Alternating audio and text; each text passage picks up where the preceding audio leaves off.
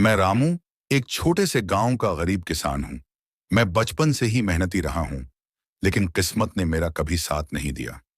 सालों से मैं अपने खेतों में दिन रात मेहनत कर रहा था, लेकिन बारिश न होने के कारण मेरी फसलें लगातार खराब हो रही थीं।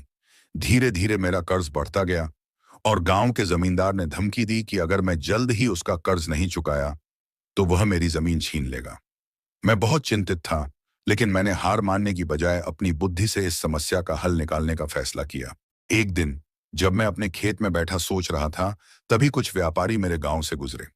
मैंने सुना कि वे राजा के दरबार जा रहे थे। मुझे एक योजना सूझी। मैंने उनसे विनती की कि वे मुझे भी अपने साथ ले चलें। आम तफपाटी बन गया भी, ताकि मैं राजा से मिलकर अपनी समस्या का समाधान निकाल सकूं। सौभाग्य से वे राजी हो गए और मैं उनके साथ राजमहल पहुंच गया। वहां पहुंचकर मैंने राजा से मिलने की अनुमति मांगी। राजा एक न्यायप्रिय व्यक्ति थे और मेरी विनती सुनकर उन्होंने मुझे दरबार में बुलाया।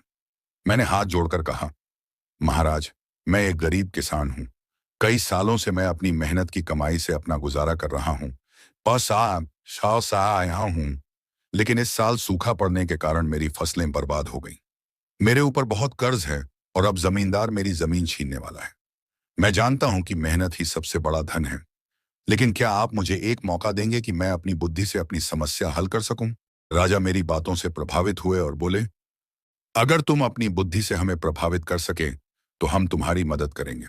मैं मुस्कुराया और राजा से कहा, महाराज, अगर मैं आपको एक ऐसा हल दूं जिससे आपकी प्रजा का भी भला हो और मेरा भी, तो क्या आप मेरी जमीन बचाने में मेरी मदद करेंगे?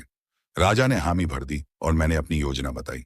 मैंने सुझाव दिया कि राजा अपने राज्य में एक अनोखी प्रतियोगिता करवाएं, जिसमें हर किसान को अपनी खेती में सबसे अनोखा और उपजाऊ तरीका अपनाने का मौका दिया जाए। जो किसान सबसे अच्छी फसल उगाएगा, उसे इनाम मिलेगा। राजा को मेरा विचार पसंद आया और उन्होंने यह प्रतियोगिता घोषित कर दी। मैंने अपनी पूरी मेहनत और बुद्धि लगाकर अपने खेत में एक नई तकनीक से खेती शुरू की, बोस्वावानियाओं की, जिससे मेरी फसल जल्दी और ज्यादा होगी। जब प्रतियोगिता का परिणाम आया तो मेरी फसल सबसे अच्छी निकली और मैं विजेता घोषित हुआ। राजा मेरे प्रयासों से खुश हुए और उन्होंने न केवल मेरा कर्ज चुकाने का आदेश दिया, बल्कि मुझे कुछ अतिरिक्त जमीन भी इनाम में दी। मैं खुशी से गांव लौटा और अपनी नई खेती की तकनीक को सभी किसानों के साथ साझा किया। धीरे धीरे पूरे गांव की फसलें बेहतर होने लगीं और हर कोई समृद्ध हुआ।